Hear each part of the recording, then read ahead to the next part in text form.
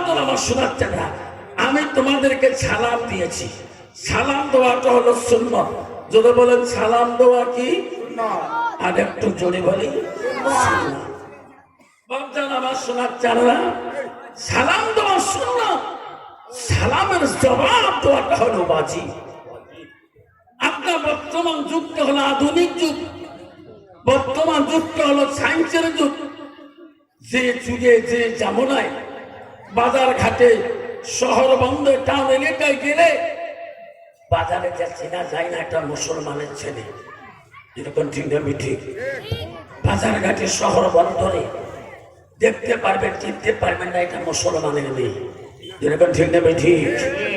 এই যুগে এই জামানায় যেদিন নবীর একটা সুন্নতকে পালন করা যাবে হুজুর একদম পর্যন্ত আল্লাহ রাসূল বলে দিয়েছেন মান আহাব্বা সুন্নতি ফাকাদ আহাব্বানি।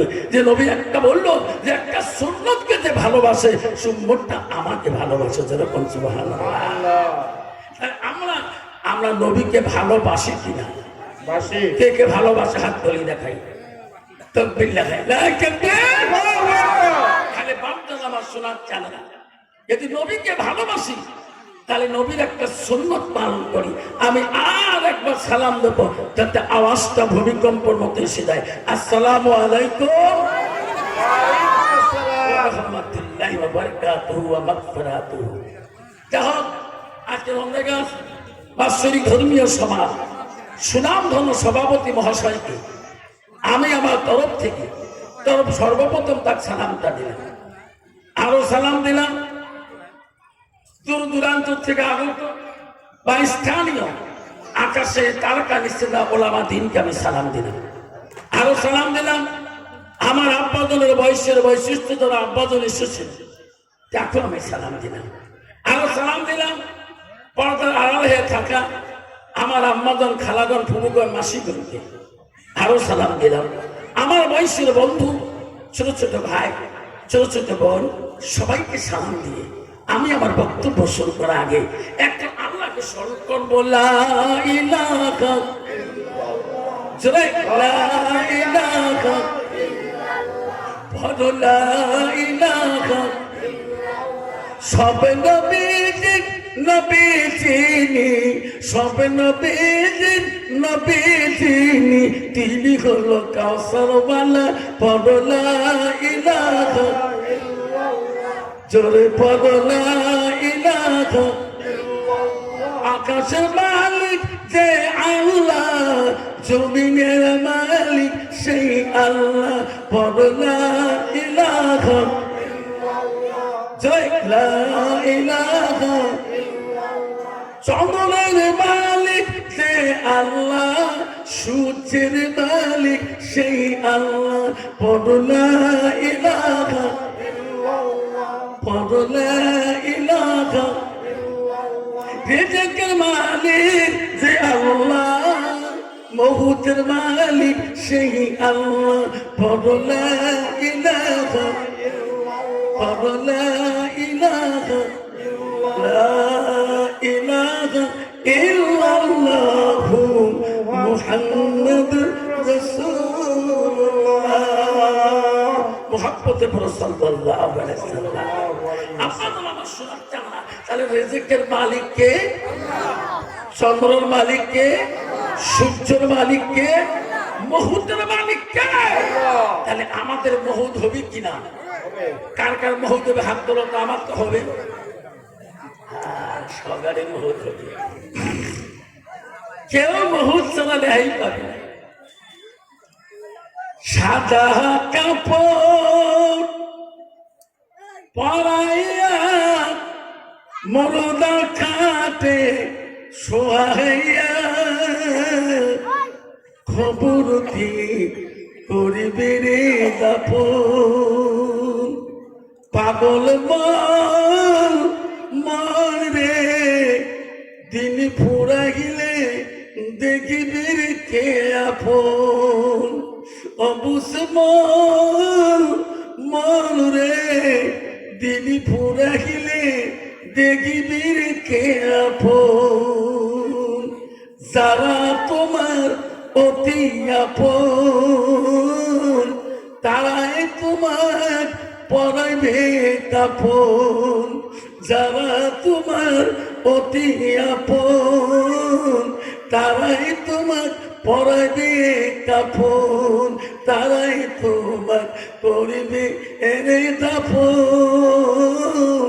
পাগল মন রে দিন ফুরাইলে দেখিবি রে কে আপন, অবুঝ মন রে দিন ফুরাইলে দেখিবি রে আপন।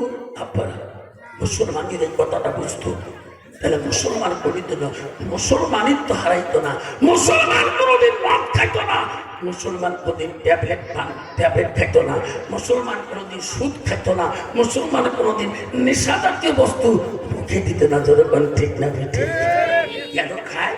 আপনার নবীর উম্মত বলে স্বীকার করেছেন। আল্লাহ রাসূল হাদিস বললেন, লা মিনুনা আহাদুকুম হাত্তা কুনা হাব্বা ইলাইহি মিন ওয়ালিদিহি ওয়া আওলাদিহি ওয়া নাসি আজমাইন।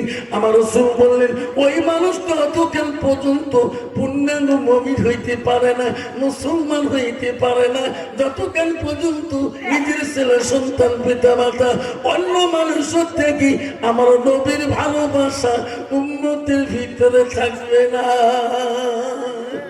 আপনারা আমার নবীর ভালোবাসা আমাদের ভিতরে রাখবো কিনা? কে রাখবো? হাত তুলে দেখাই। নবীর ভালোবাসা উম্মতের ভিতরে রাখতে হবে। আপনার আমার শোনান কেননা খবরে যেতে হবে। পৃথিবীতে বড় দুশ্মন ছিলেন নবীর খোয়াব চাচা আবু জেহেল। দুশ্মন ছিলেন আবু জেহেল, নবীর দুশ্মন ছিলেন। আমার মা বোনেরা শুনুন, এক রাত্রি তফসিরে আছে, এক রাত্রিকালে আবু জেহেল ঘুমের ঘরে ছিলেন, বিশাল ঘুম গেছিলেন। আবু জেহেল জাগরণ হলেন, জাগরণ হয়ে বাহিরে আসে দেখে কিছু মানুষ আবু জেহেলের বাড়ির সামনে দিয়ে দেখেছে। আবু জেহেল আর দেরি করলো না, এত লোক কোথায় যায় রে এত রাত্রে? আবু জেহেল দৌড়ে গেলেন, ওই লোকগুলোর কাছে নিয়ে বললাম, ভাই দাঁড়াও, কোথায় তোমার বাড়ি? যাবেন কোথায়? এত রাত্রে কোথায় তোরা যাও? তখন বলল, আবু জেহেল রে তুমি যাবো না, আখিরি যাবো না রে নবী। আব্দুল্লাহর বেটা আমিনার কলিজার বলি মুহাম্মদ রাসূলুল্লাহর কাছে আমরা কলেমা পড়িয়ে মুসলমান হয়ে যাব। আবু জেহেল বলছে, না, তার কাছে যাবেন না। কেন? ইনি একজন জাদুকর, মুহাম্মদ জাদুকর, তোমার চোখে ফেলকে লাগিয়ে দেবে, চোখে জাদু লাগিয়ে দেবে। ওনার কাছে জানো না, কেউ যাবেন না। সবাই বলছি, সব দলের লোক বলছে, আবু জেহেল তুমি যেহেতু বাধা করো, আমরা তোর বাধা মানব না রে, আমরা মুহাম্মদের কাছে কলেমা পড়িয়ে নেব। সুবহানাল্লাহ। আবু জেহেল বললেন, তোরা যদি যাও, মুহাম্মদ সব জিনিসে জাদু করে, একটা জিনিসে জাদু জানে না। কোনটা? ভাই, মুহাম্মদ জমিনের নিচে সব জাদু করে, কিন্তু চন্দ্রে আকাশের দিকে জাদু লাগাইতে পারে না। তোরা যদি যাও, ওই মুহাম্মদকে যা বলবেন, এই যে আকাশে চন্দ্রটা দেখা যায়, উনি যদি জাদু করিয়া তোমাদের নজরে আকাশের চন্দ্রটা তো খণ্ড করে দেখে দিতে পারে, তাহলে তোরা কলেমা পড়ি মুসলমান হয়ে যাবে। সুবহানাল্লাহ। আবু জেহেল কত শুনি বিধিনীরা বলল, আবু জেহেল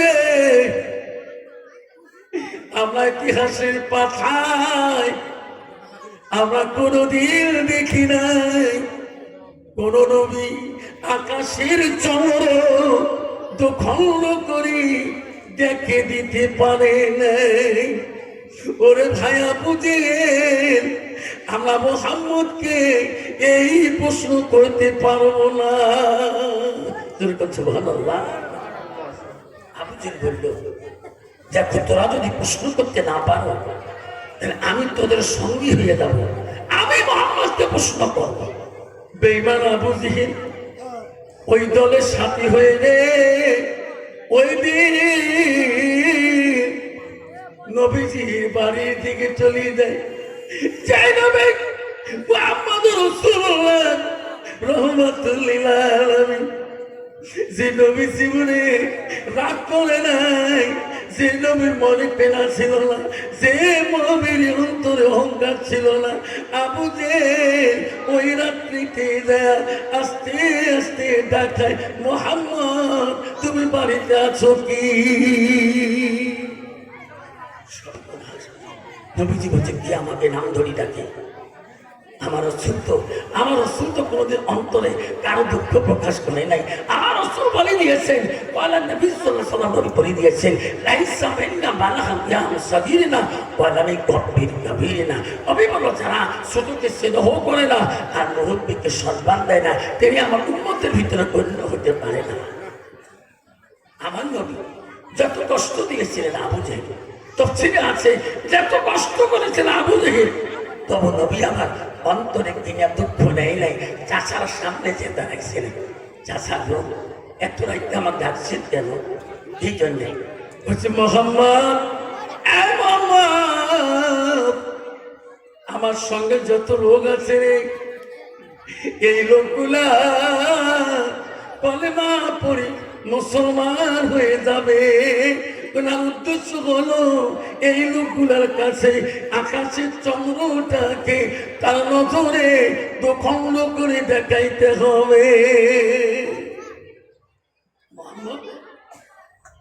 এনারা তোর কাছে কলেমা পড়ে মুসলমান হবে, কিন্তু এনাদের নজরে আকাশের চন্দ্রটা দুখণ্ড করে দেখাইতে হবে। আল্লাহ রাসূল রাহমাতুল আলামিনের দুই চোখের পানি ঝরঝর করে ছাড়িয়ে দিলেন। আল্লাহ বলল, জিবরাইল যাবে যা, আমার রাহমাতুল লিল আলামিন কেন কান্দে? জিবরাইল যা, তাড়াতাড়ি যা, আমার নবীর চোখের পানি, আমি নবী চোখের পানি আমি আল্লাহ সহ্য করতে পারি না। জিবরাইল এসে বলল, লাব্বাইক ইয়া রাসূলুল্লাহ, আমি হাজির তোমার দরবারে, বলুন গো নবী, ও গো নবী বলুন। আপনি কাঁদবেন না, আপনার চোখের পানি আল্লাহ রব্বুল আলামিন সহ্য করতে পারে না। ও গো নবী, আবু জেহেল যে প্রশ্ন করেছে আপনি জবাব দিয়ে যা বলবেন নবী গো, ও গো নবী, আল্লাহ তাই করিয়া দিবে। যেরকম সুবহানাল্লাহ, আল্লাহ রাসূল বলে, চাচা আপনাকে আকাশের চন্দ্রটাকে দুখণ্ড করে দেখাইতে হবে না, চলো পর্বতের গুহার দিকে চলো। আমার নবীর সাথে সঙ্গীকে নিয়ে চলে গেলেন। আবু জেহেল চলে গেলেন। আমার রাসূল রাহমাতুল লিল আলামিন যে নবী আমার বলে গেল, রে পৃথিবীতে সব নবীজির দুঃখ কষ্ট যদি এক পালা ওজন করা হয়, আমার নবী মুহাম্মদুর রাসূলুল্লাহর কষ্ট দুঃখ যদি এক পালা ওজন করা হয়, আমার নবী মুহাম্মদুর রাসূলুল্লাহর দুঃখের পাল্লা বেশি ভারী হয়ে যাবে। আমার নবী মুহাম্মদুর রাসূলুল্লাহ জান্নাত আগে জান্নাত না যাওয়া পর্যন্ত, তার উম্মত আগে জান্নাত না যাওয়া পর্যন্ত কোন নবীর উম্মত আগে জান্নাত যেতে পারবে না। যেরকম সুবহানাল্লাহ। আমার নবীর উম্মত যদি আগে জান্নাত যেতে হয়, তাহলে আমার নবীর উম্মতের আকলাক চরিত্র কিরকম হতে হবে? যেরকম ঠিক না ঠিক আমার রাসূল বলে দিয়েছে, আমাদের উম্মতের অবস্থা কি হাল হবে। আজকে ছেলেটা হাতের মধ্যে মদ, ছেলেটা হাতের মধ্যে তাস, ছেলেটা হাতের মধ্যে ট্যাবলেট, হাতের মধ্যে নেশাদার বস্তু নিয়ে আজকে রাস্তাঘাটে খেয়ে পাগলের সেরা পড়িয়েছে। ঠিক না ঠিক?